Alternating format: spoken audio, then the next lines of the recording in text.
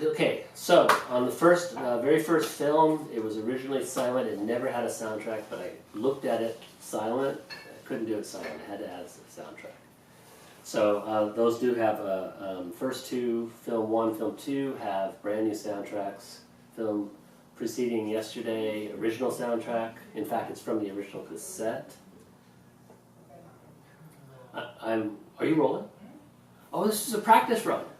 This is Sometimes a practice run is the best, dude. Fine, I'll start. So, for now, I want to step back a little bit before my first semester to give you a sense of the history before I started filmmaking. Because I didn't come into film at San Francisco City College cold. Me and my buddies had done a little bit of filming before, but we used Regular 8. Now the difference between Regular 8 is Super 8 is a cartridge that you just pop into a camera. Regular 8 is a 25 millimeter spool of 16 millimeter film. Okay, it has twice the perforations as 16 millimeter. Okay, and what you do is you thread it one way.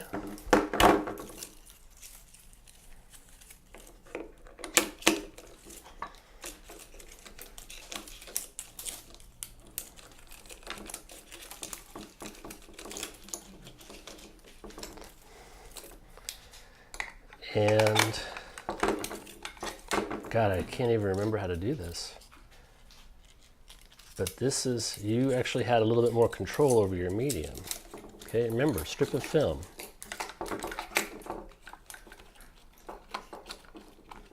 Oh wait. A bit of a production, but that's it. That's how you got it ready. This is a Canon Zoom 8. One of the nicer ones. And one thing that was sort of impressive about Regular 8 is you didn't need any electricity, you didn't need any battery power. Basically, spring wound.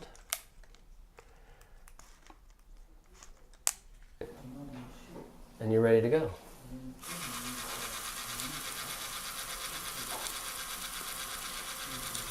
And that's how we shot films. That was how we recorded life around us for many, many, many years before video came in. You shoot the 25-foot strip of 16 millimeter film. You shoot one side, you run it through and it exposes half of it.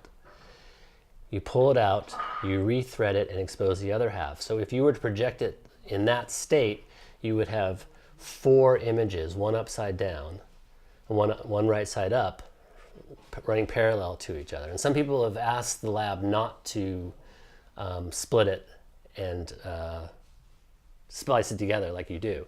So when you cut it in half, splice it together, you get 50 feet of film. And a Super 8 cartridge is just 50 feet straight.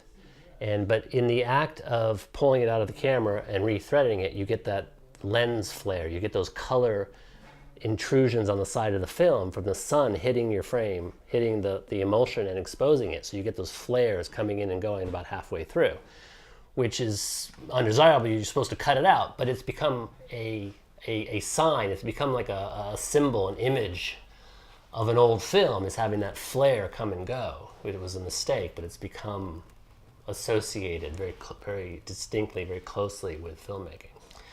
So we're going to go back to our one surviving Regular 8 movie that me and my friend Oren, who was in the gas mask in film number 3 and helped me on lots of films.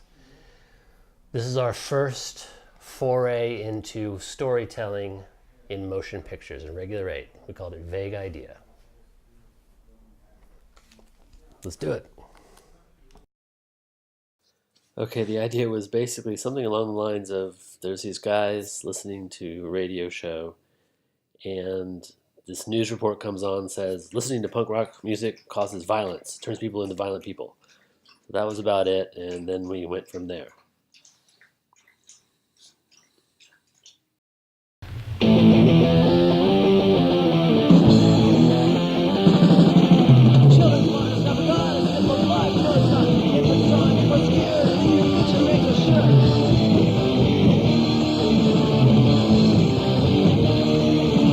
Time